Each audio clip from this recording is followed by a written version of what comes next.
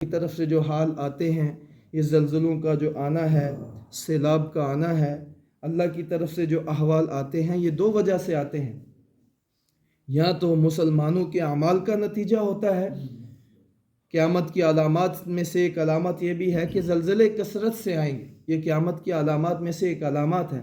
جب عورتیں ننگی غیر محرم مردوں کے سامنے آنا شروع ہو جائیں گی۔ عورت کا ستر صرف اس کا شرمگاہ تھوڑی ہے، عورت کا ستر اس کے سینے، اس کا چہرہ اس کے سینے سے لے کر اس کی پنڈلی تک عورت کا یہ ستر ہے۔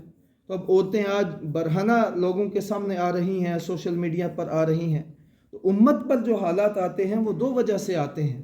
یا تو انسان کے اپنے اعمال کی وجہ سے آتے ہیں، یا یہ جو زلزلوں کا اور سیلاب کا آنا اللہ کی طرف سے ہوتا ہے۔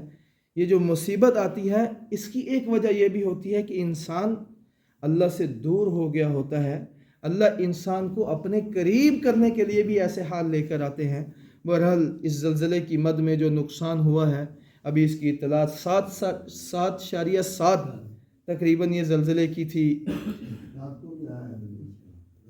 تو اس کے لیے اس میں جو نقصان ہوا ہے، ابھی ہمارے کچھ ساتھی ہیں، اطلاعات ہو رہی ہیں، تو یہ شانگلہ اور سوات کے اندر کافی نقصان ہوا ہے۔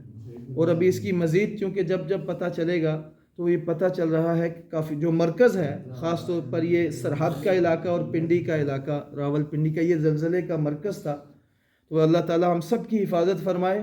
اللہ تعالیٰ ہمیں صحیح معنوں میں دین پر عمل کرنے کی توفیق عطا فرمائے۔ الحمدللہ۔